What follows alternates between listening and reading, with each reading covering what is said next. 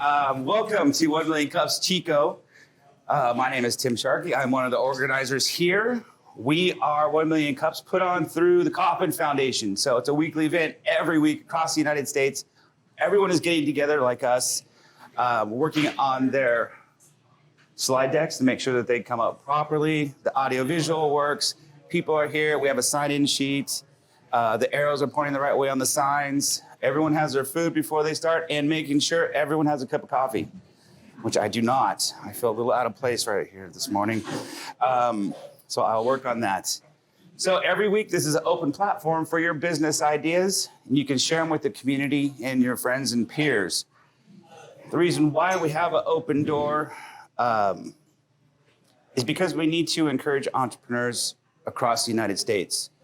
It's a large part of what America is about, and the entrepreneurs are disappearing and going to the side, and everyone hates their jobs. So we're here to promote healthy well-being in everybody by doing what you want to do, following your passions, and creating something good in your community, creating an ecosystem, helping your neighbors, and helping make everything a better place. When you're happy, other people are happy. So that's what the Kauffman Foundation was trying to do, and they are succeeding because now within 5 years, it went from 2 or 3 chapters to now over 150. So it's growing. People like the idea. They like the support. So it's a free event for everyone to come from the community because we want to have experiences, failures, successes, all shared because those are what help create success in our community, especially the failures, what doesn't work, what you should avoid, and who you should not talk to, as well as who you should.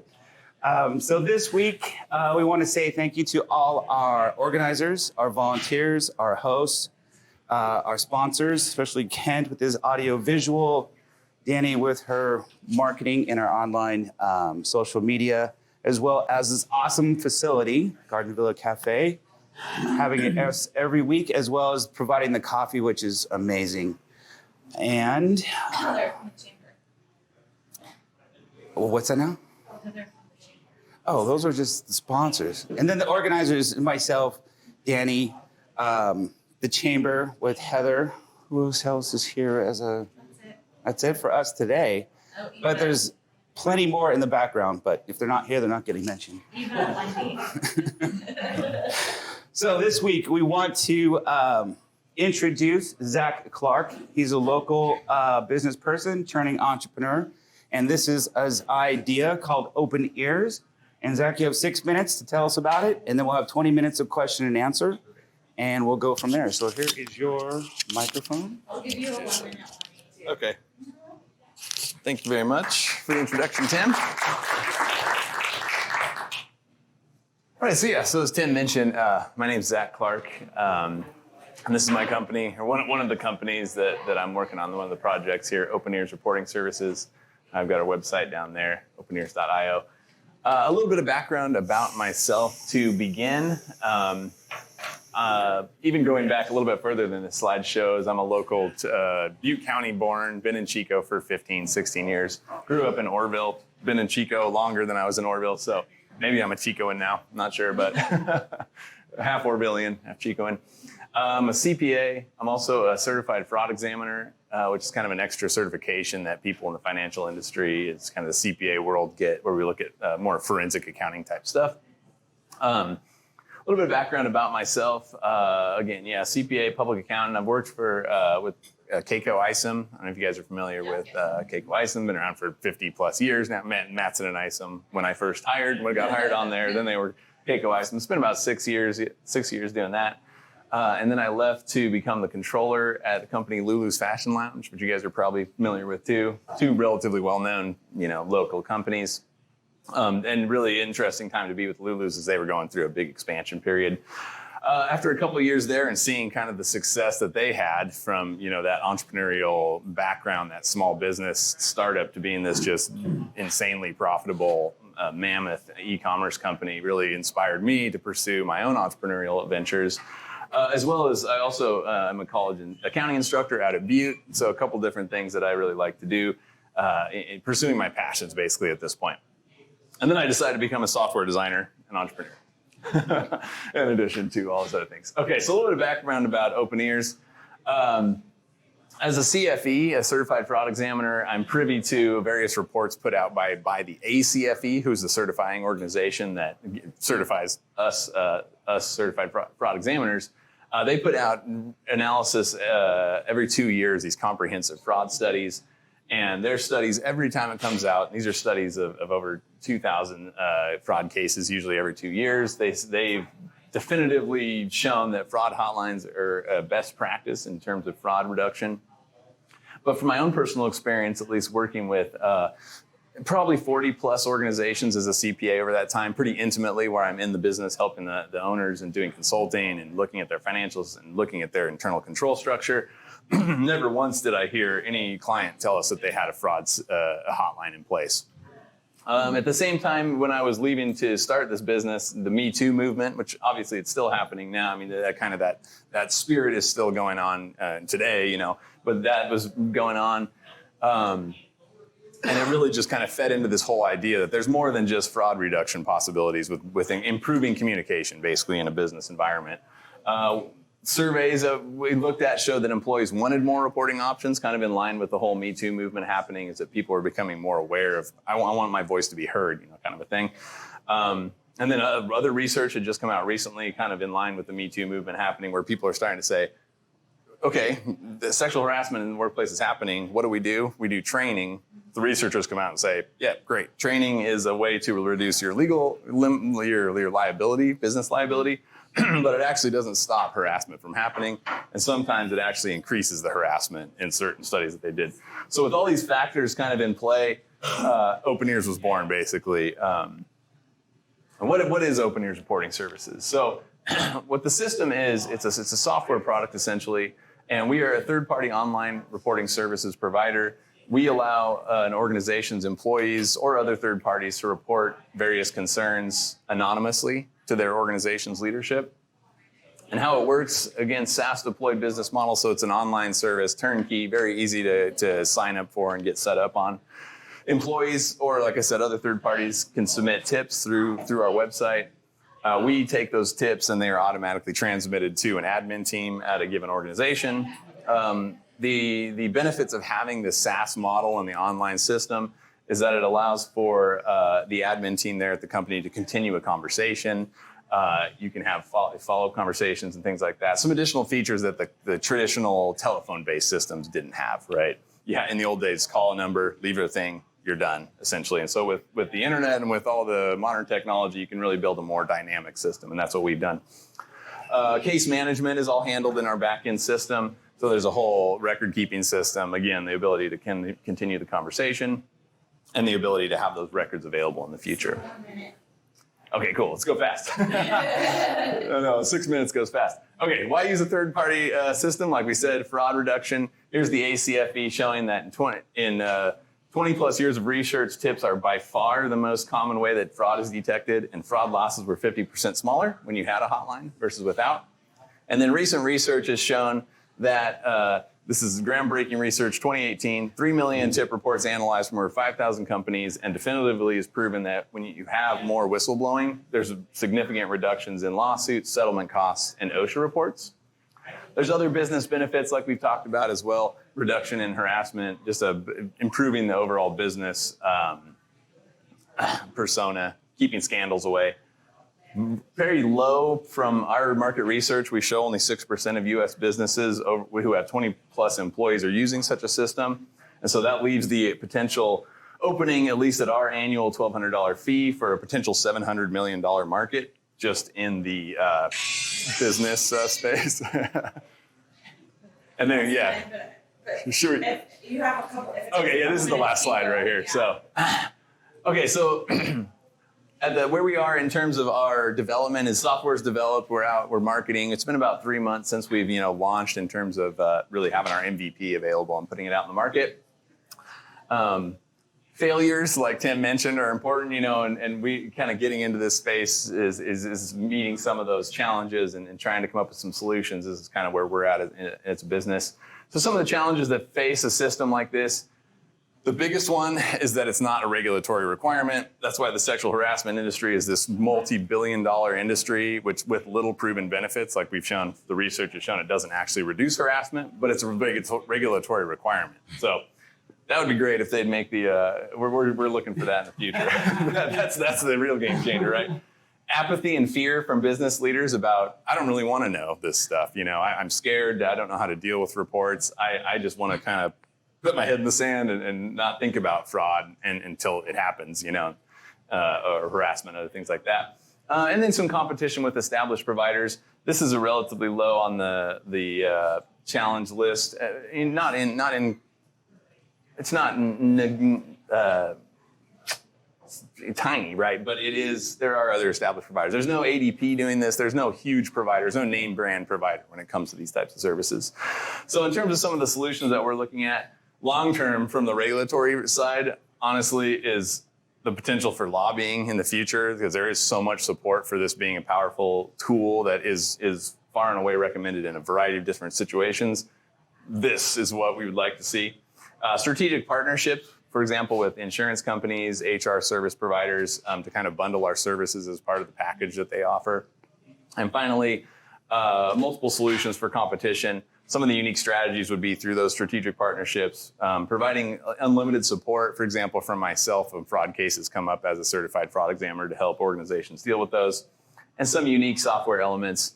This is the only software solution for anonymous third-party reporting that was designed by a CFE and a CPA. So we've got some unique features inherent in the software. So finally, I guess this is my last slide, in terms of an ask and kind of what I'd like to get back to some I'm curious if anyone knows about similar, has similar startup experiences, advice on funding, things of that nature. We can talk a little bit more about that in the question and answer section if you guys are interested. So, all right, cool. That brings me to the end. So thank you so much. So yes. Your last ask for funding, you can't actually talk about the funding. I'm not sure who your coach was, but the funding piece of it, because of something that is above my head, we're not supposed to talk about in this. Got it. Okay. Part of the Yeah. So. Hypothetically speaking. Yeah. Cool. Well, I guess I'll open it up to you guys, and if you guys are interested in those things, we can kind of continue off that. So yeah. So I have lots of questions. Good. My top three are so you hit on the marketing within HR. Right. And from the short amount of information I was Right. on that 8 minutes, it's just you plan on running this long term, so you want to license it and sell it off. We could, I'm pretty much open to any business avenues in the future. I work really close with our development team, and so we can. The system is pretty malleable, and I'm flexible in terms of. Stop your competition from just adding this on to what they're already doing. No, it's a pretty. And what's to stop me from jumping in on what they're doing? Because I pretty much did the same thing as well. Yeah, there's not. That's the funny thing about these services is they're not, complicated. They're not really something that you would patent. There's not a secret sauce here. People just aren't using it essentially, and so it really, I think the secret sauce comes down to marketing and branding and getting the message out essentially. So yeah, exactly. The only thing you really have. Right, exactly. Yep. Yeah. Okay, I have a couple questions, but I think one thing that you could think about to answer his question as to what you provide that other people aren't. Yeah, some unique stuff. Could it be like a way to assure employees or people in the organization or people who are reporting that it's going to be private? Like my biggest concern is this isn't really being utilized, and maybe there are different reasons for that. Right. But I could anticipate that employees are going to be suspicious. If they have to. Right, yeah. Like, sure, yeah. It says that it will be anonymous. You assure that. Like, how do they know that? Are companies that use this seeing a good return on? Are employees participating? What's the ROI on a system like this in general? It depends on how much the company internally markets it, so it is dependent upon the company kind of taking it seriously and putting it out there. But yeah, there is some proven, quick run through on the slides, obviously, but there are proven, just this recent research shows definitively, statistically, at least from looking over 3 million reports, that increased usage has validated positive benefits and things like that. So yeah. I have lots of questions. Okay, good. So is your long-term goal with lobbying specifically to become a regulatory requirement? How how hard is that? That is a good question. That's kind of like the potential backup plan. You know, if we can't get traction through normal marketing means, that's sort of plan B, that we've developed this software. We have the whole thing made up. But I do think, from talking from various business leaders, that there is a kind of just apathy there, and it's like, well, it's nice to have, but we don't have to have it. So that's sort of uncharted territory at this point, but just sort of that long-term. Well, I think what you said really spoke to me when you said like, it doesn't matter how much training specifically you do, it doesn't make any improvement. Because like, really, how can you train a sexual assault person not to be assaulting other people? Exactly, yeah. So I think just the mindset of a program like this is good for company culture. Kind of regardless of the impact, that's having it like the psychology behind it for like an employee seems really valuable. But I have lots of other questions. So someone please. Well, not even, but like what differentiates you from people in the same space? Because you said there are people doing like what sets you apart? Is it just the branding, or is there something specific? Yeah, so I tried to go really quick on the end part of it there, and we're looking at different things to set us apart. One of the things that I'd mentioned on there is the possibility of us providing like unlimited support for tips that do come in. And so depending on the customer size, how many tips I could handle as a certified fraud examiner, that would be potentially one of the kind of bonuses that you don't get with these other systems is, we have a full-time, if a tip comes in, we can always call and we have unlimited access to someone with professional experience in this realm. My next question is, are people paying for the software itself? Whereas they have a software and they plug it into their HR department, or are they paying for a software that also comes with your staff of people handling it? Right. Yeah, I mean, right now we're still looking for our first customer, right? So we're still kind of like investigating the different potentials and things like that. Yeah. And it depends on, I'm pursuing some strategic partnerships right now as well, which is really the direction that I would like to take it in. There's companies down in the Bay Area, Think HR. There's another company, Mammoth HR, just joined forces, I guess. So I've been in talks with them a little bit. And what they provide is HR consulting essentially to businesses, right? So an external thing. What I'd really like to be able to do is kind of piggyback on with them. And so they sort of become the HR team, in big picture. And depending on the customer size, I would love to have a staff where you're buying into the software and the support. Or even partnering up with an HR company that has the staff already. So you're selling it to an HR company and they can use it on their mind. And it might drum up, issues, for better or worse, that those HR consultants can then go, hey, now we know what the problem is. Let's go help you. So, exactly. One last question, I promise you guys. What's the cost for something like this? Is it a one-time fee or a monthly fee? We have it priced right now at just $1,200 per year. Seems really low. Yeah, and there's other providers actually who are more established who, depending on, they're charging on a per employee basis. And so it kind of depends. We wanted to be a little bit more transparent in pricing. We'll see if that is a good or a bad thing, as we pursue clients and kind of push it out there. So you get your foot in the door of that kind of just a little more transparent. I mean, that's the whole point of the business is transparency. And so we're trying to be like, okay, full transparency with pricing and all that kind of stuff. So when you approach these established HR companies, are you protecting yourself so that with non-competing or not disclose or any of those clauses? No, not really. At this point, with where the business is and with my kind of, push for it, I'm just kind of getting it out there, see what sticks. And there's always the possibility of somebody kind of, stealing your idea. Right? And the fact that we do have the software built already is kind of where I'm hoping, I can go in there and say, hey guys, tomorrow, let's say they have a 200,000 client reach, which is kind of similar to what these, the size of these two companies. So if 1% of those, could be $3 or $4 million a year.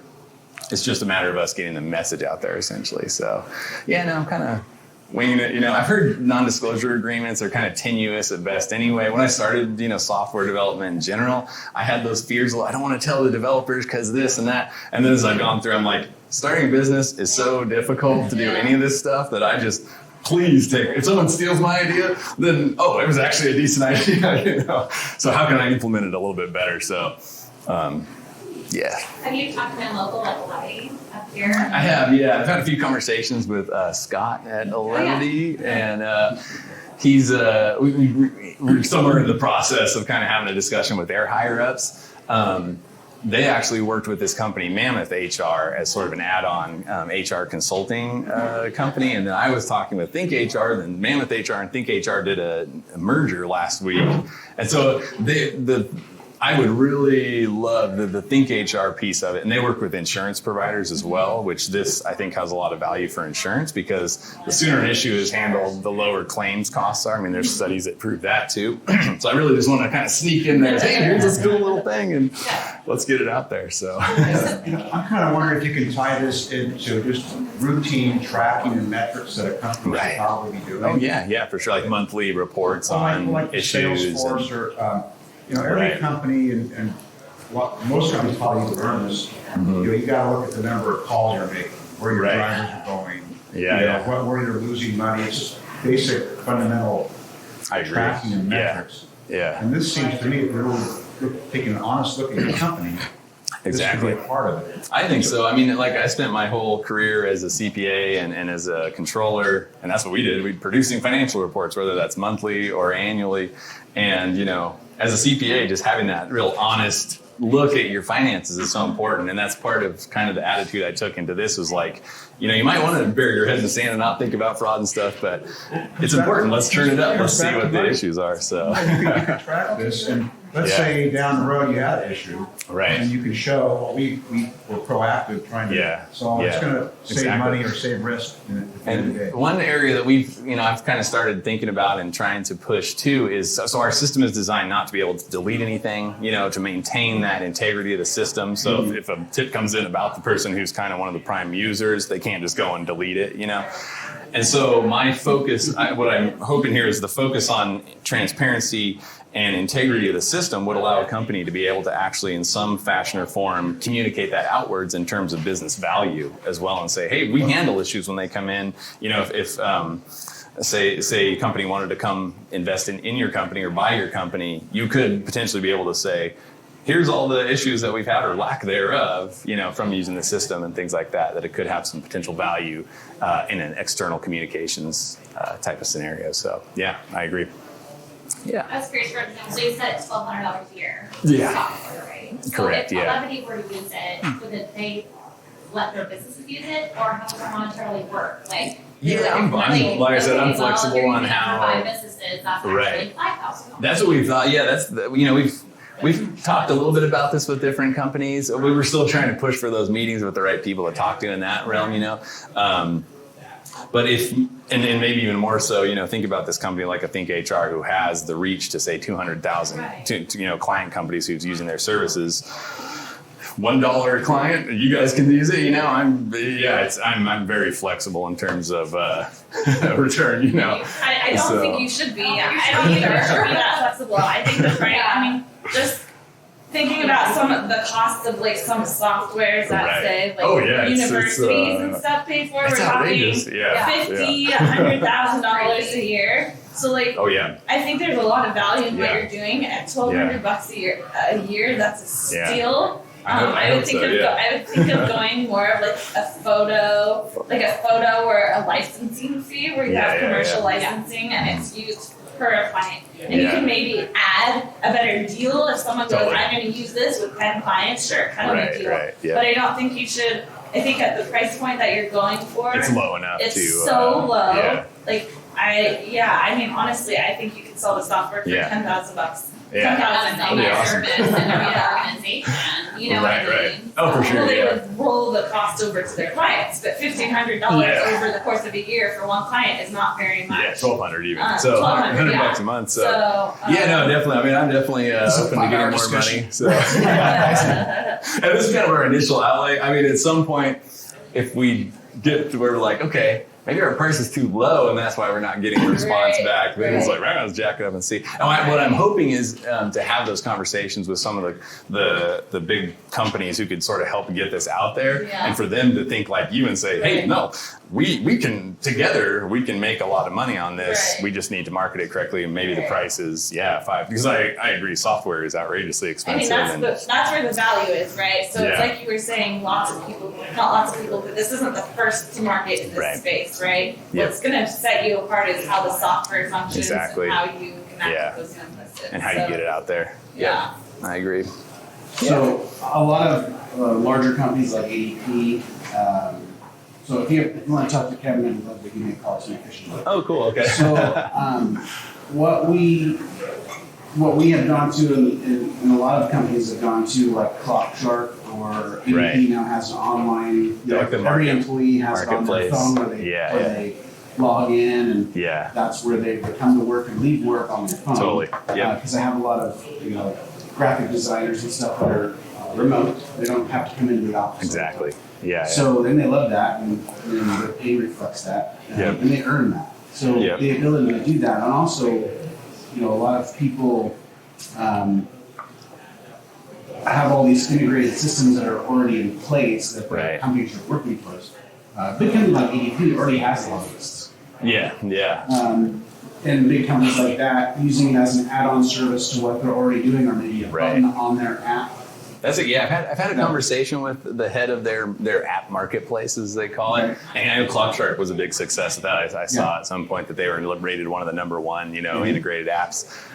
And ADP basically said, "Sounds cool. You're we don't usually work with companies kind of in the no customer space, but prove it out and then kind of go that route." And that's sort of the dream, one of the dream avenues too. Would so be where to you're at integrate right now, and kind of where they're at with pricing, I understand. I mean, if I was who you were, if I was in your place, I would be at Olivia and say, let's do this for $500 and start knocking it down, do some beta getting testing, some friendly. And then start scaling your pricing depending on your customer base. Exactly. And your employee base, you're going to have an employee that. That's kind of the thought, it's just to The only test problem I it. have with that is when you start a client going, I'll start you at this low rate. Then you got It's very grandfather difficult them in. to say, okay, well, this was a sample rate, so now I'm going to move you up to my normal pricing. Exactly, Because- So I wouldn't. I would just Keep them, grandfather them in. Yeah. That's kind of our hope, at least for the upcoming Because they're future. providing him with value with the beta testing. Right. They're providing him a customer base that he doesn't have. Exactly. Yeah. So he's I absolutely. think that's the most important Yeah. thing I right get now, that. too. Yep. So there's value on both ends. And it depends how you price cost that. But if they want to pay higher, Yeah, if you're paying $500 and letting them license it out to every single client, they still have defensive value. It just depends on how you end up with your pricing model. Exactly. Well, their client base, they have two different ways that they work their client base. They have like 10 employees or less are a monthly fee. And then they also have the clients that are annual or sometimes have 5-year, 10-year contracts. Right. So depending on the type of customer base that's going to be best for him, they're going to be on this longer contract. And this is a huge value to a smaller company like that. Well, I just meant Zach needs to figure out if he's gonna have like commercial licensing, right? He's gonna tell HR companies they can pay one fee and have for all their clients. Because if he's doing it one fee for all their clients, a grandfather price. I mean, like I said, the price that you're going at is a steal. Totally. I mean, it really On a is. one-off basis, I think the grandfather pricing makes sense. But if it makes sense, then they think there's enough traction there. I'm hoping that as kind of a shared revenue thing, they'd be like, well, we don't want to, we don't And want I to get cut what I'm ourselves saying. short. It's all about the relationships. I just took on a client that I would never let anyone else pay that ridiculous of a fee for. But because of the value and potential relationships, I look the other way, which I go against my own rules. So like we all make exceptions to the rules for those partnerships and collaborations. Those companies bring value The value though. to You us. bring business to them. Yeah, that's right. Yeah. No, I think, it's great. Great advice, And I'd love to make, if they want to pay more. Yeah. Just kind of make the, I mean, no one's gonna say finding our that. way, Having something to break the ice with, and having something that you can say at your next thing, these are our 200 clients. Exactly. You don't have to say anything about levity. I know. You can say basically that you're direct to consumer on I think that is one of the most important pieces for our next steps is just to be able to get some of that client base. And because at this point, it's kind of like, oh, cool, you're doing this thing. Okay, well, come back and talk to us when you have your clients, and so it's like, you're supposed to be, you were my clients. So yeah, Tim. Are there any more prone industries higher in the fraud that you go after first? Yes. So what we're targeting from an industry perspective right now are school districts is one of the main industries, I guess, if you want to call it that, that we're pursuing. One, because school districts have a much higher rate of fraud that happens, whether that's internally or whether it's through their boosters foundations and parent organizations and things like that. Two, they're a little bit, they're I don't know if it's the psychology there. I think it is to where it's like, well, this isn't my money anymore. We're this public organization. And so I think that engenders and fosters a little bit more of a fraud risk. And then they also have a lot of eyeballs. They have teachers unions. They have the media. They have the public. They have, everybody's kind of looking at them. And so staying in the good graces of the community is actually pretty important. And so we are actually working with a local school right now out in Corning that had an issue there. They actually had fraud there, and it was a huge deal and a very tumultuous experience for the entire board and the school district and community, and the media was there and everything. So we're really trying to get in with them. It's pretty low usage so far on these kind of third-party reporting systems with school districts. I think there's probably about 10,000 school districts in the country that could value from that. So part two of that, having government, so like sexual harassment, but right. Have fraud accountability inside the government is already usually money just disappears. Right. Yeah. So exactly. To actually have government officials say, "Oh yeah, let's have someone put eyes on us and track what's money going." I don't know if they're going to fly with that. Right. Because sexual harassment is just taking care of other people, and that's something they're going to spend money on. Right. Yeah. Find the right message for them. To get that implemented, pretty cool. I think so, yeah. Social thing, people know that there's some accountability and people right. Yeah, and it's provable too. It is potentially provable, but government leaders to actually implement their own. Yeah. This is how. Shout out. Yes, tell it. Customer. So my big customer is school district. Oh, cool. Okay. So one of the things that their biggest concern with employees is that the district itself, like the office itself, is like always dealing with HR. Oh, right. Your end is going to be with. They usually have school resource officer. Yeah. And they also have an HR usually 3 or 4 people that are dealing with all of the HR issues. Right. But like you just said, if it's on the news, they need a solution. Exactly. And you kind of need to be the sales rep that's right there in that face, right as the news is hitting. Yeah, that's sort of the path that we have here in the future is sort of, let's find, and it's pretty public, it's pretty easy to find school districts that have had fraud happen, and had issues, maybe even sexual harassment stuff. With the private businesses, they're not going out and saying, hey, media, guess what? We just got stolen. And we had an embezzlement. But that's big companies that act. Big companies, But for school districts, it usually does pop up, somewhere. So So them having a press release where we're implementing this new open-air system. Here's what we're doing. It's a solution. And you're standing there with, give me a check for $100,000. Here's your solution. That's a big. That's why it's such a big deal for us to build this relationship with our first school here, who's excited. They were excited about the opportunity. It's like, build this story up, and then they kind of get that out. That's great. So, that's great to know. And then signage inside of the employee areas. Right. Exactly. On the website you can make custom signs for you. We also do little business card size ones, so you can hand those out. Fridge magnets is another one. So you don't want to be if you're trying to be anonymous, you don't want to be in the hallway writing down the codes and stuff or whatever. But if it's on the fridge thing, it's just discreet, as much as possible. So Cool. Yeah, thanks for the feedback. So So you're kind of preserving it for people to report it incident. Right. So for the company, obviously you're helping build a case maybe for a particular thing. Right. You're not alerting the media. See, I think from a company point of view, No. they're going to be concerned about every little thing is Totally. Yeah. Like alerting the media. No, it's pretty much just a self-contained system, just like implementing your own phone system or your own answering service or something. It's within the company. It's at the purview of the admin team and things like that. And like I said, potentially we might be able to provide some consulting services as an add-on to help them deal with issues. But really it's for the company, by the company if they want to use it how it can be used. So, yeah. Cool. All right. Awesome. Thanks very much. Thanks so much for the feedback and questions. That was pretty interesting. I'd love to see it. Thanks. About Yeah. a few different things. Thank you. So I want to say thank you to everyone showing up. Your input, your awesome questions, and I'm sure it's just raised 100 more questions for me. Exactly why he came. Yeah, definitely. I want to thank all of the organizers, all our volunteers, and everyone just spending the time to come today. Really appreciate it. So, thank you guys very much for showing up. We'll be here next week. Yes, I was just trying to figure out, I think it's rented. Oh, that's a really good one. I think that's next week. Nice. I think that's Well, we do have some lined up. Check out 1 Million Cups Chico. We'll find out more about it on our Facebook page. Everyone go out and have an awesome day today and bring a friend next week. Thank you.